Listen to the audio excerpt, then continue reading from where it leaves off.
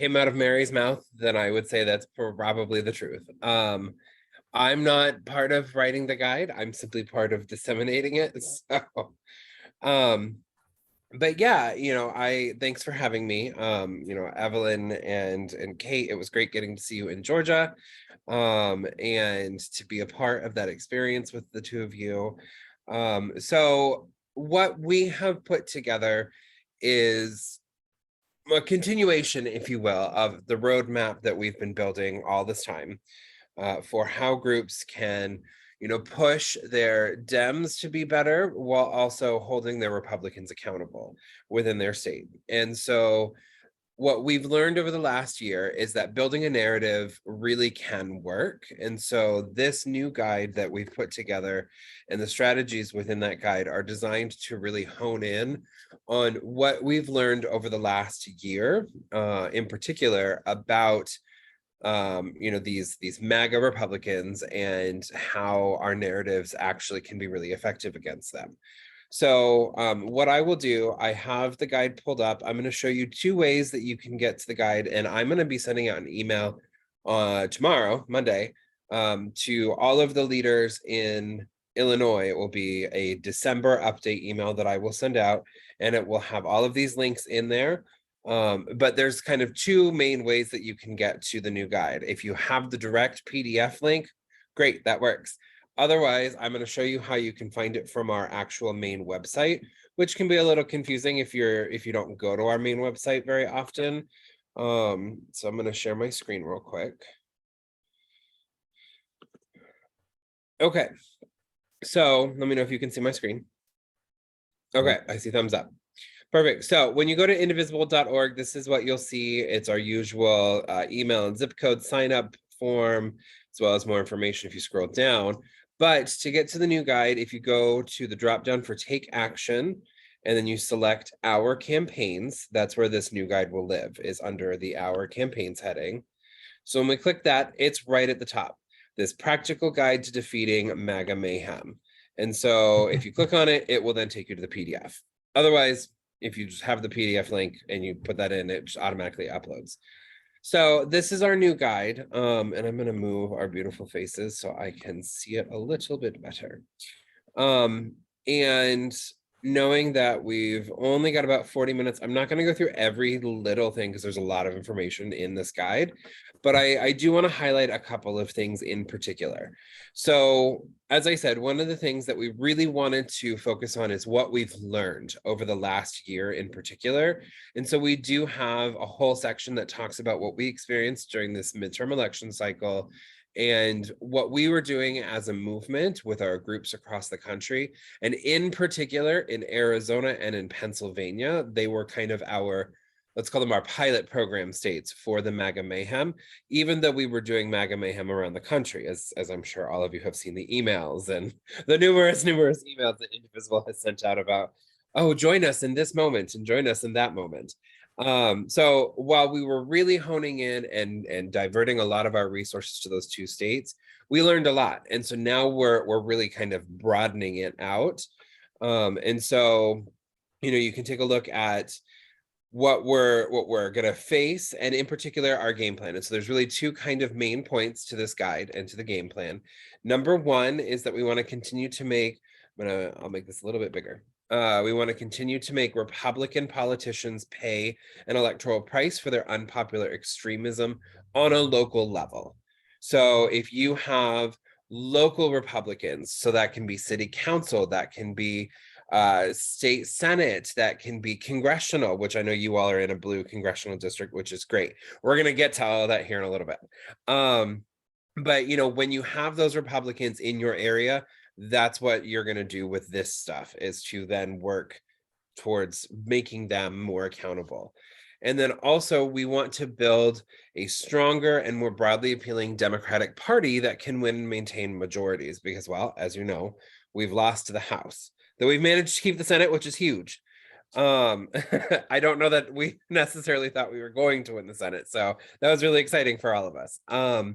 But so, we really have to work on pushing our Democrats to be champions and pushing them to be brave, as in particular now that we're going to have a divided House, if you will, because we've got a Republican controlled House and then a Democrat controlled Senate. It's much harder for the Democratic Party to accomplish things. And so it's very, very easy for Democrats to get cold feet about pushing progressive, hot button issue bills. And so we have to be working with those Democrats to keep them there, to keep them brave in doing that work. So those are kind of our two big focuses over the next year. We do in this guide also kind of take a look at why we lost the House, and we talk about that. Also why we lost on local elections, because we did have a pretty significant loss of local elections in a lot of states around the country. But we talk about hope. And sorry, my cat wants attention. Stop it. And we talk about extremism and how we can fight back against that. We also talk about one of the things that we are wanting to really head off, and that's why we're really focusing this guide on the MAGA Republicans and the MAGA mayhem messaging. So we want to head off a second attempted coup in 2024. What we saw on January 6th was unprecedented on this country, and we don't want to see that happen again with worse outcomes. And so we have to make sure that every moment, every step of the way, we're holding these MAGA Republicans accountable. And for groups like yours, in a blue district, one of the best ways you can do that is by really building up the strength of your local Democrats and your blue congressional representative. And so we do have a whole section. This guide gets divided pretty quickly. Half of the guide is going to focus on what people in red district states can do, or red districts or red states. And then the other half is what people in blue districts or blue states can do, because they're not always one and the same. And we've recognized that and learned that. And so we're providing kind of two avenues that groups can go in one guide, which is pretty exciting. So we are going to scroll down till we get to that. I gotta find where that's at now.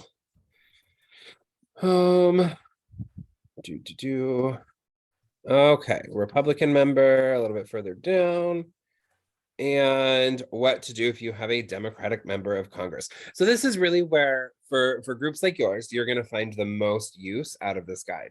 Though I do strongly recommend, when you have some free time, go ahead and take a look through the what to do for the red members of Congress section, because Illinois is a really interesting state. And actually, Illinois did have a pretty exciting win in the southern half of the state this year. But you do have some pretty big swaths of red in your state.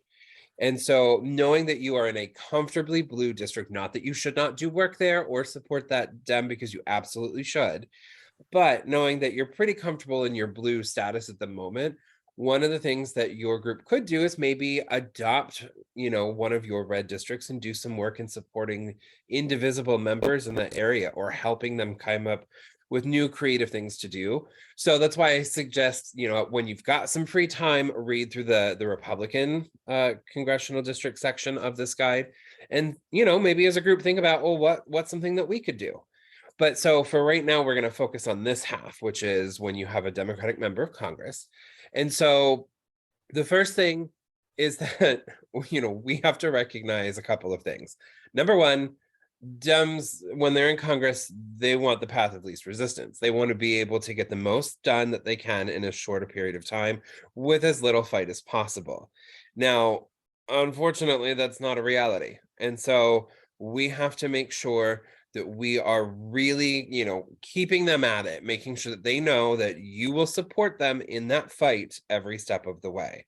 If that is calling other senators or Republicans or congressional representatives and their offices, if that is helping them to do postcard campaigns, if that's writing letters to the editor, if that's holding public events where they can come and they can speak to a larger, broader audience to talk about these harder, bigger fight bills, then there's all sorts of things that you can do there to help them find those paths of least resistance in unlikely places.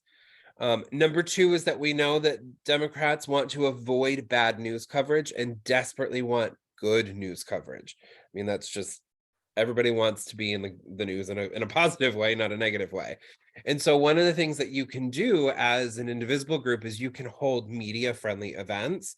So again, that's like if you invite them to a public setting so they can speak about something that they've accomplished or that they're planning to do, and they can get really good press coverage, that can be a really big boost to them.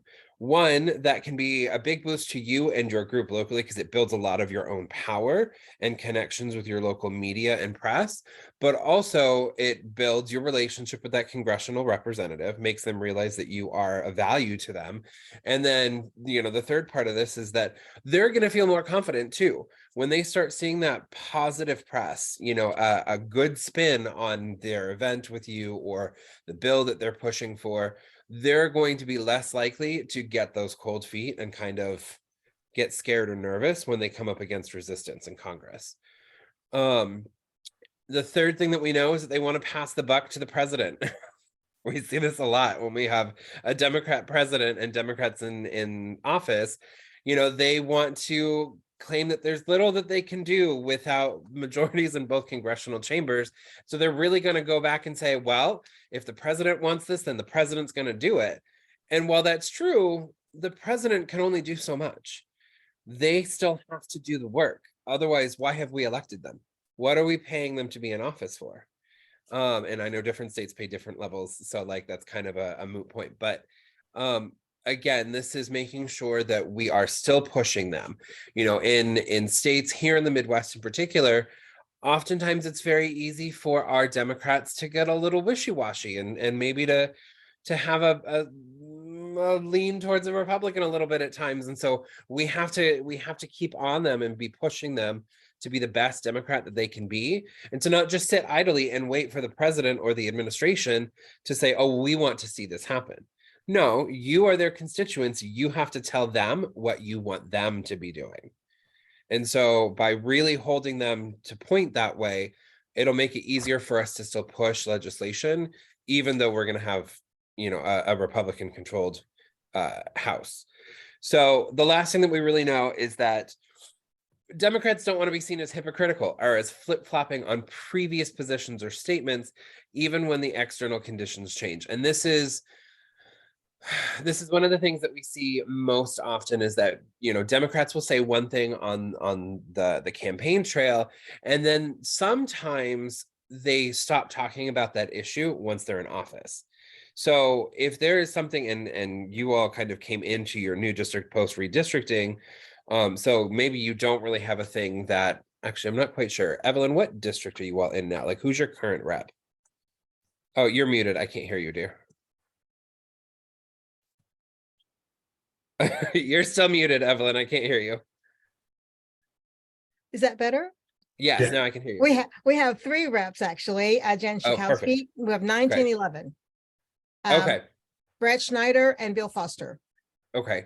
So of those 3, I mean, if there's something that you're feeling like they've kind of stepped back from, maybe it's healthcare issues specific to the area, or abortion is a really key one that I think as a party, we're incredibly staunch about. Like, you cannot be a quote unquote pro-life Democrat. Like, those two just don't go together. But we do have a preponderance of Democrats who are like, I'm not really going to talk about the abortion issue because I'm afraid that I won't get as many votes in my district. So, I mean, I'll support it if it comes up, but I'm not going to take like a loud stance.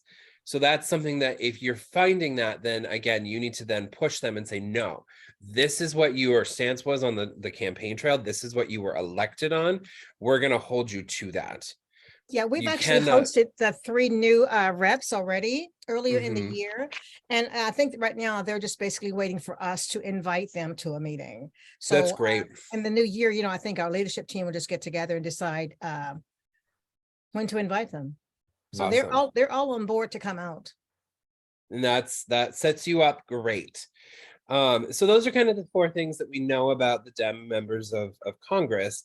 So what are some things that you can do about? Again, and as kind of what I've been saying this whole time is, hold them accountable, make your expectations of them really clear and say, look, this is where we stand as your constituents and as an indivisible activist group in this area.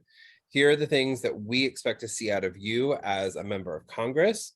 And here's what we can do to help you accomplish those things. And that really kind of puts you on a level playing field with them, because then they're like, oh, this group's like actually paying attention to what I'm doing. They're going to actively communicate with me. They're going to be a back and forth. They're going to help me. I'm going to help them, type of a thing. The other thing too is, again, finding those opportunities to push your members of Congress to be fighters. And you have some pretty great ones, in particular, Jan Schakowsky. She has been a phenomenal champion, I had Jan on 2 calls last year, I think, and she's great. The other 2 I don't know so much about, but there's always moments where sometimes you want to push them to become a co-signer of a bill that you hear about. And that then can signal to them that, oh, this is a local thing too, that I need to be paying attention, not just as a national scale of things, but also this is going to impact my people here. So, keeping them in that fighter stage is really, really important over the next year. And then again, after things happen, if a bill fails in the House or in the Senate, have a meeting with your representatives, bring them on and talk about what went wrong. What can we do as your constituency to help, pressure on the Senate or the House to make sure that this bill doesn't flop again in the future, and really have that two-way street with them. It's always going to make everything that they do 10 times stronger when they are actively fighting. So that's kind of like the I'm going to call it the broad spectrum. There's going to be a lot more that's going to come out in the coming months, in particular. Once we hit, I believe it's mid-January, I do know that we will have updates to this guide, but we'll also have updates to some of our other side campaigns that we're doing. And I don't know of anything specifically being targeted for Illinois right at this moment, but what I do know is that we do have Wisconsin right above you all, who we have targeted Wisconsin moving forward as a budding battleground state. So what that means is that we're going to see continued duking it out battles like we did this general election cycle in that state.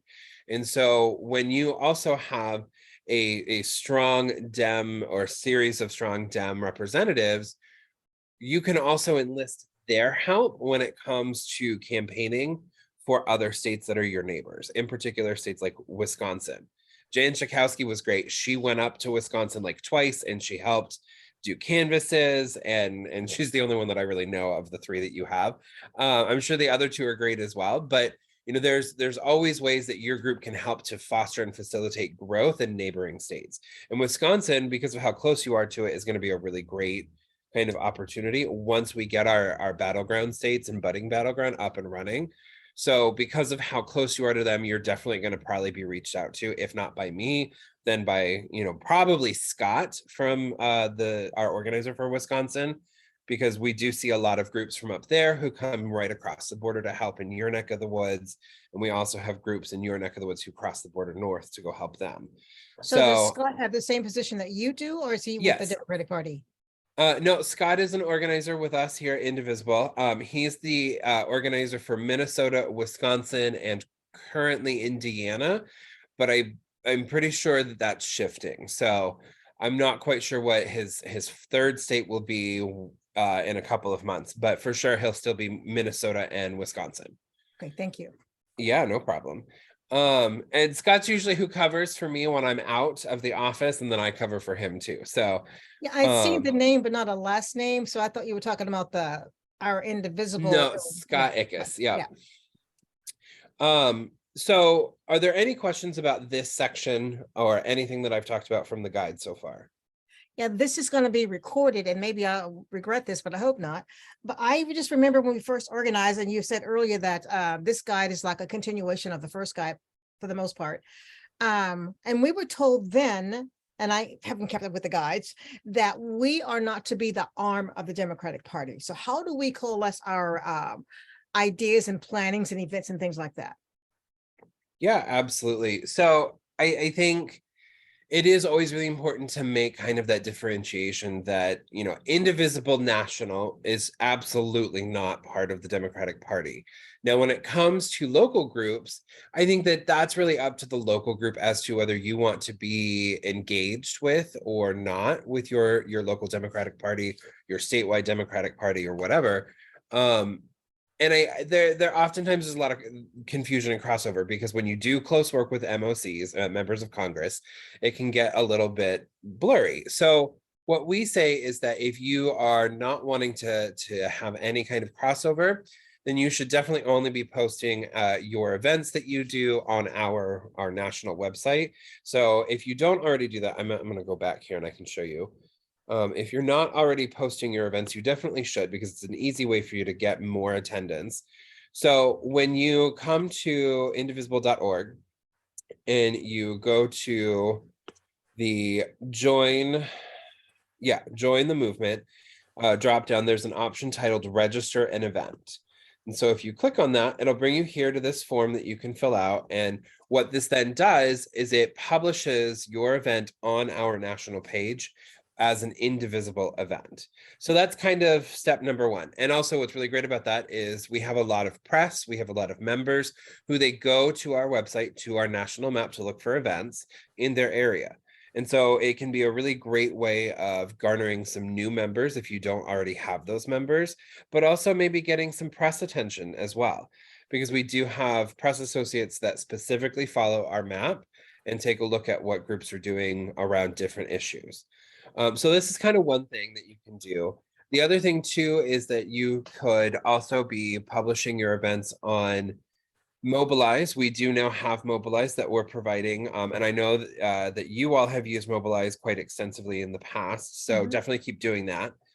And then the other thing too is work with us to hold events or host events kind of around our priorities, which don't always line up with the Democratic Party, because the Democratic Party is just going to sit over in the corner and go rah, rah to all Democrats.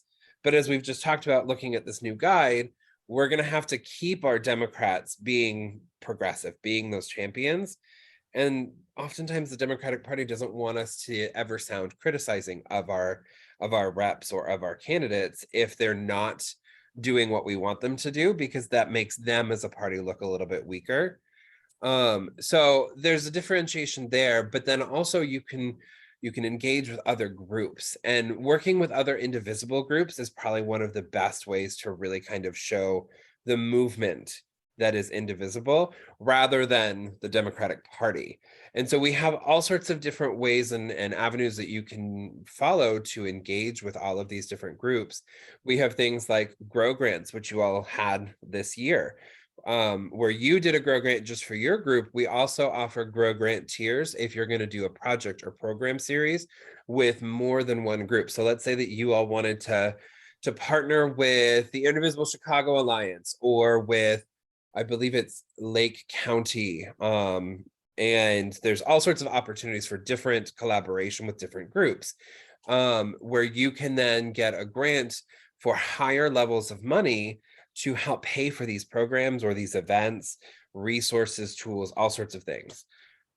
Also use our tools. You know, we have a variety of tools that we have built specifically so that way you don't have to feel like you have to rely on the Democratic Party. So if you want to be doing direct voter contact, let me know. I can work with Bobby, who is one of our data engineers, to get you set up for a voter list through Vote Builder, just like you would get through the party. Only with ours, it isn't directly connected to the party and it lives forever. Is that just for phone? Was that Vote Builder just be for phone banking, or is it for other? You can use it for phones, you can use it for doors, you can use it for postcards. I mean, you can use it for so much. And then also you have Every Action, which I don't know if you have access to that now, but Every Action is our volunteer. I'm going to stop sharing my screen. It is our volunteer management system or database. It looks very similar to Vote Builder if you've ever been in there to do phone banking or work with the Democratic Party. But instead of having direct access to the vote file that way, you have access to member lists with us and with your own member list. And so we do a data sharing agreement that essentially, and it's totally optional, you do not have to agree to it.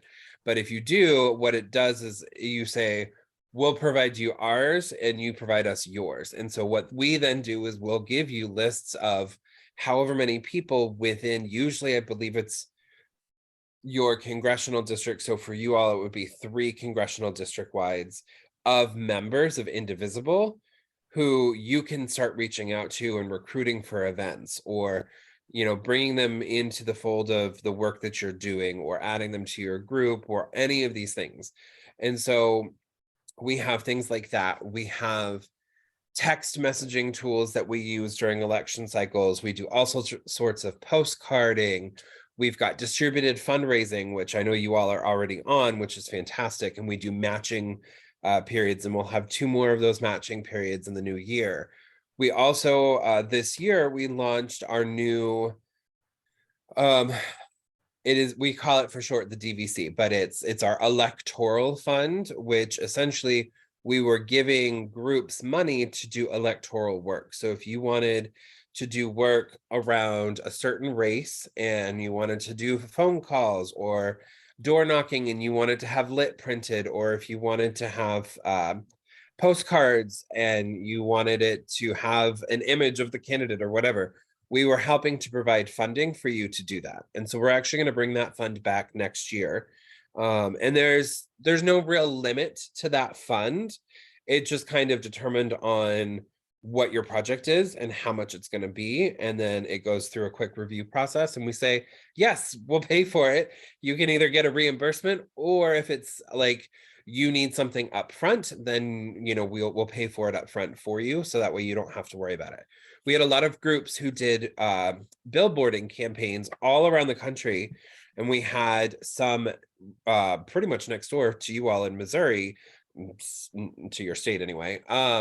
And we had, I think it was 80 billboards that popped up across the state of Missouri with vote for abortion, vote for choice, vote for the right. And it had candidates that we had endorsed, that our local groups had also endorsed, had their photo and their name on it. And so like we paid out of pocket for that, so that way they didn't have to worry about it. All they did was set it up and tell us, here's who you send the money to.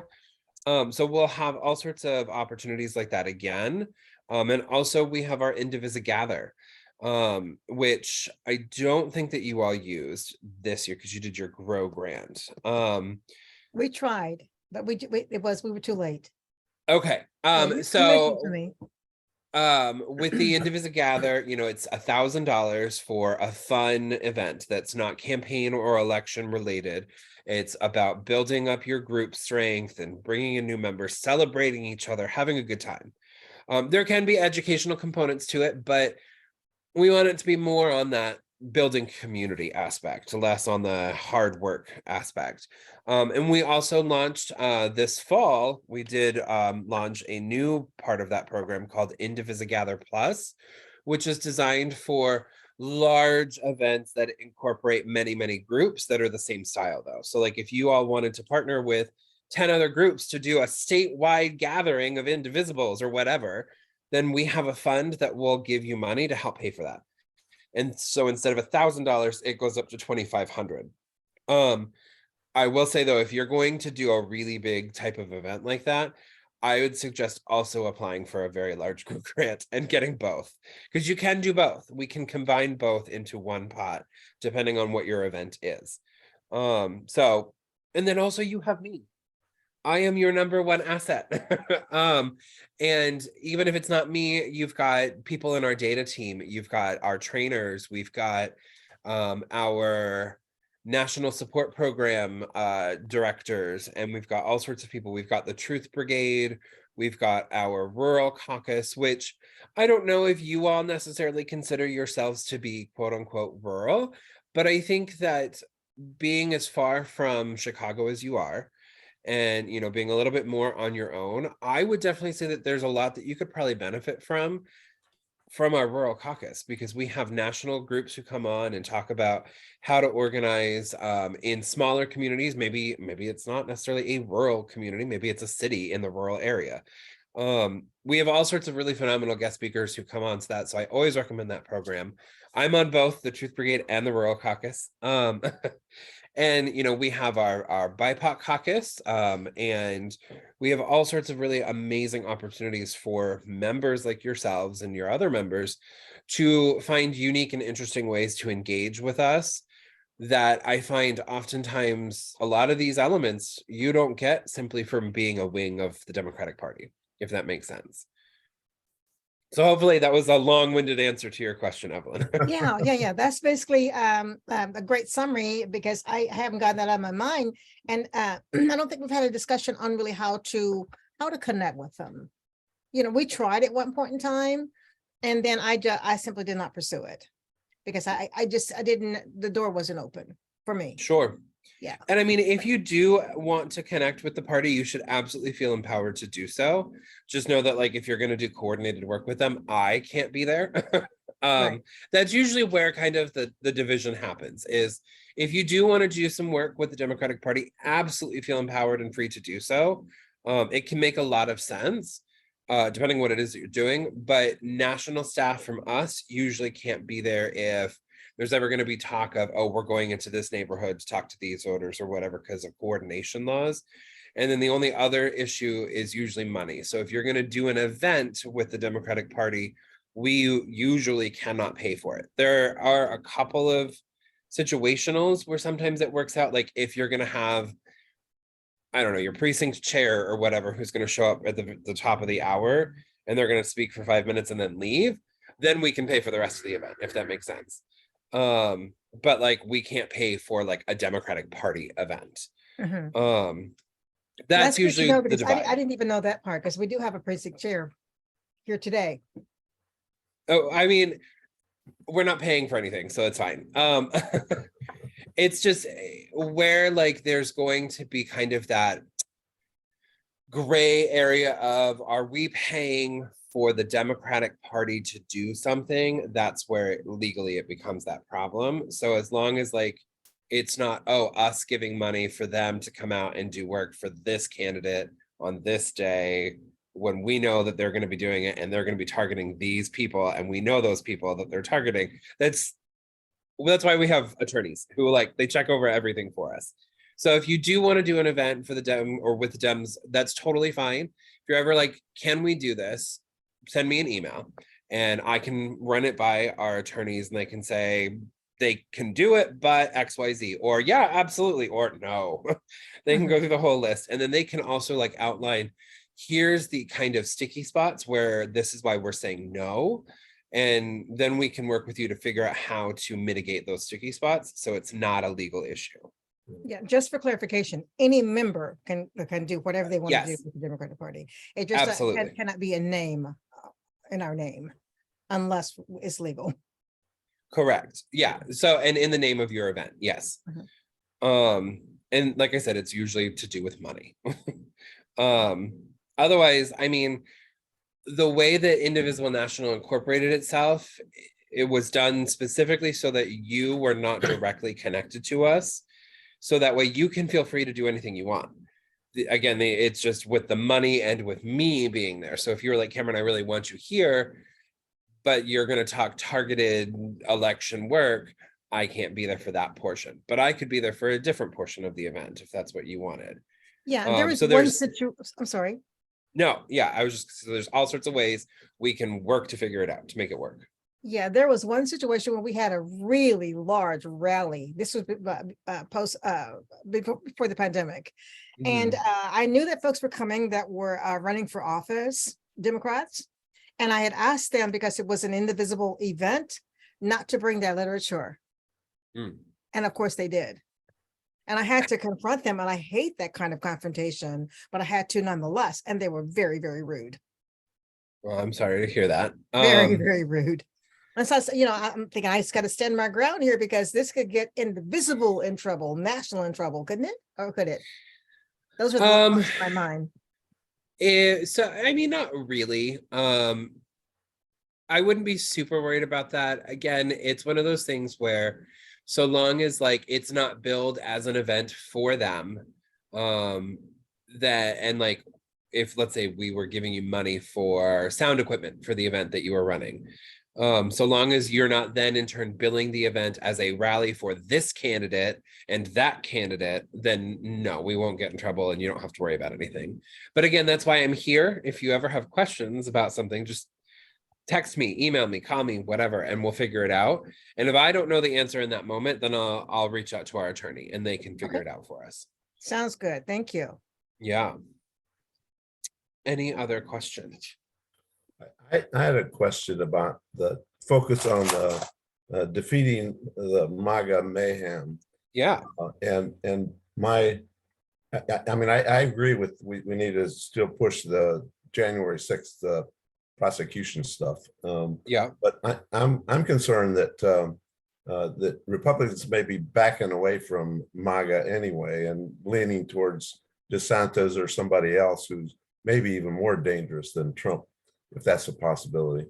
And I don't want to put lots of energy towards Trump if he's not going to be the real pusher come 2024. Where are you at with that kind of stuff? What are you thinking? Absolutely. So apologies, I didn't probably say this. So that's kind of the glory about how we've built the MAGA Mayhem program specifically, is that it's focused on negative behaviors rather than Donald Trump himself. So even if, and I agree with you, in my personal opinion, and I think largely across the organization too, we don't want this to necessarily be, and there is a section in the guide on Trump, but I explicitly skipped over that Trump section because I think that we shouldn't be focusing on Trump. We should just focus on the negative, bad behaviors of the Republicans. And you're right, DeSantis is kind of a terrifying option. And oh God. So it's kind of the same model, the same formula of take a look at what he's doing, what he's saying, and then build a narrative around that. And so we've already kind of seen, as you mentioned, that Republicans are kind of starting to veer a little bit away from from Trump and from the name of MAGA, but they're not veering away from the behaviors. They're simply rebranding and changing kind of their focus. And so within the last 2 months in particular, we have seen kind of two really big targets. Target number one is gay marriage. Target number two, which has been kind of a long-term target, but is being kind of brought more to the forefront yet again, is trans issues. Those are kind of the two big hot button items that we've seen really tick up over the last 2 months.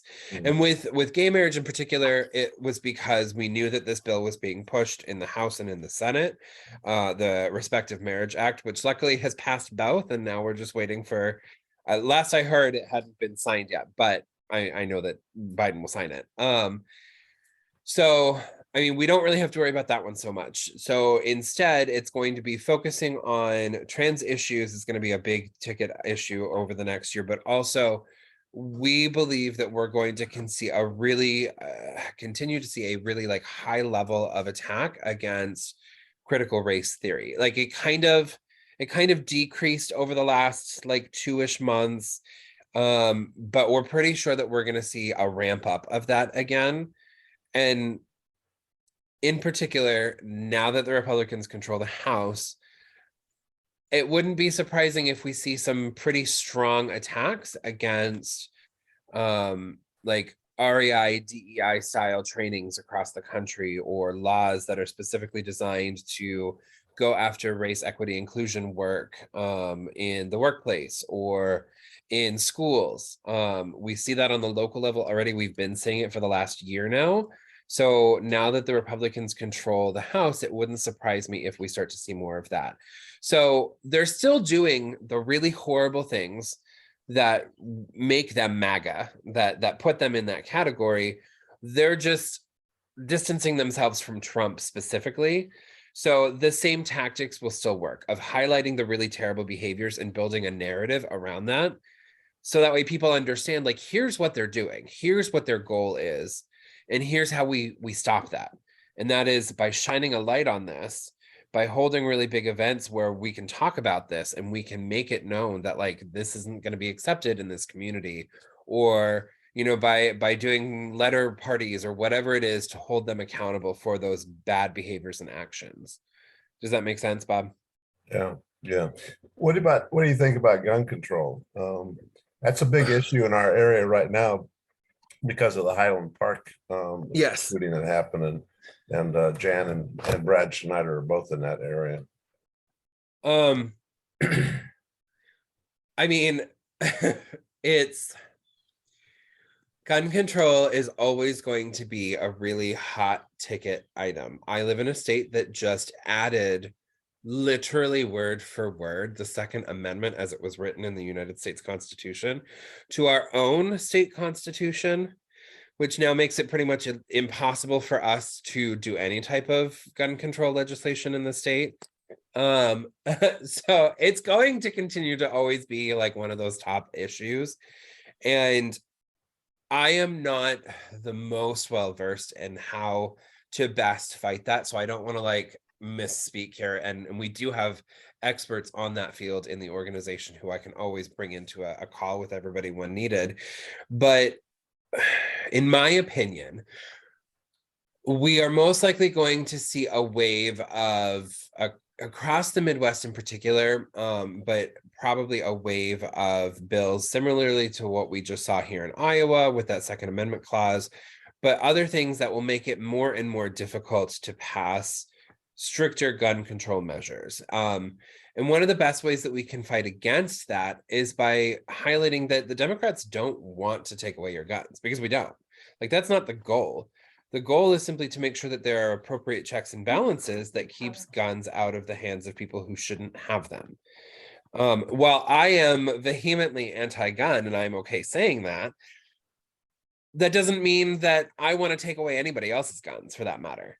The Democrats don't want that. We at Indivisible don't want that. And so it's usually about building a conversation that establishes like common levels of morals and standards. And it's like, do you want a 13-year-old to be able to walk into Walmart and to walk 10 minutes out later with a gun? No, you don't.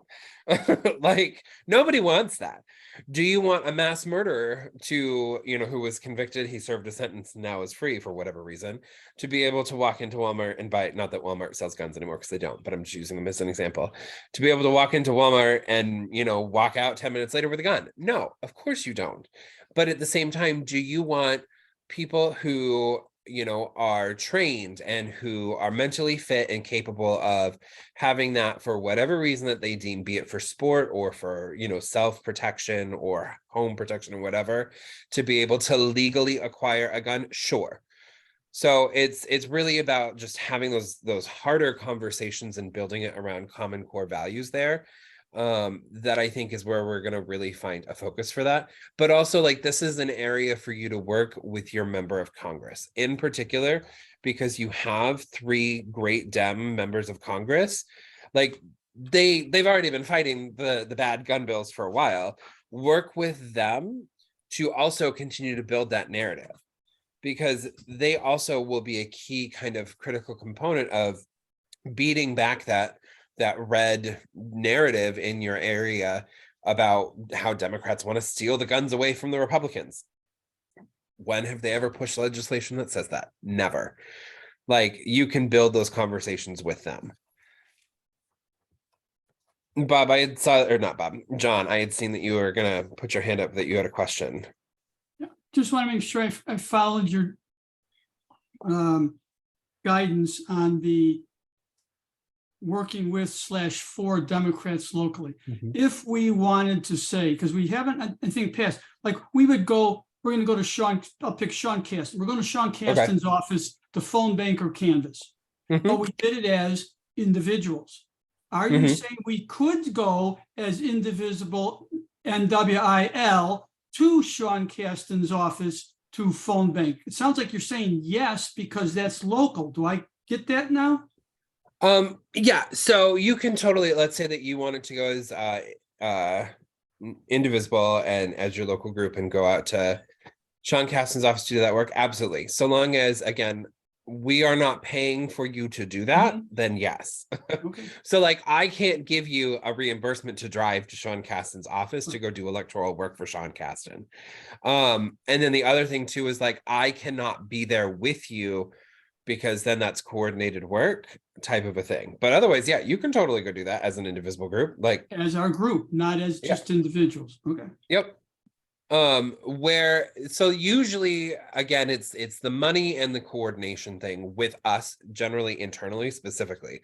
So like, if you then bring me into a debrief meeting with all of your members and with Sean Caston, and he starts talking about how you all are contacting, you know, you're going to be contacting this street in this town and these 10 people, that becomes an issue. And like, we then would have to firewall me off internally if we're in an election cycle, because then I now have access to campaign knowledge that I shouldn't have. I don't necessarily see that happening anytime soon, but yeah, absolutely. You should totally feel free as a group to, you know, go to campaign events, to hold your own campaign events, to go do electoral work for and on behalf of candidates, just knowing that like, we're not going to give you money to do that. And chances are I can't be present for it, or other national staffers can't be present for it because of those non-coordination laws. Otherwise, you're totally free. So it's okay then that we as an indivisible group would pass out literature for the Democratic Party or for a Democratic candidate. Yeah. Okay, this is the first. As long as I that. said that's different than what we've been going along over the few years here. Yeah. So where groups tend to run into challenges, and I'll share a story of a challenge.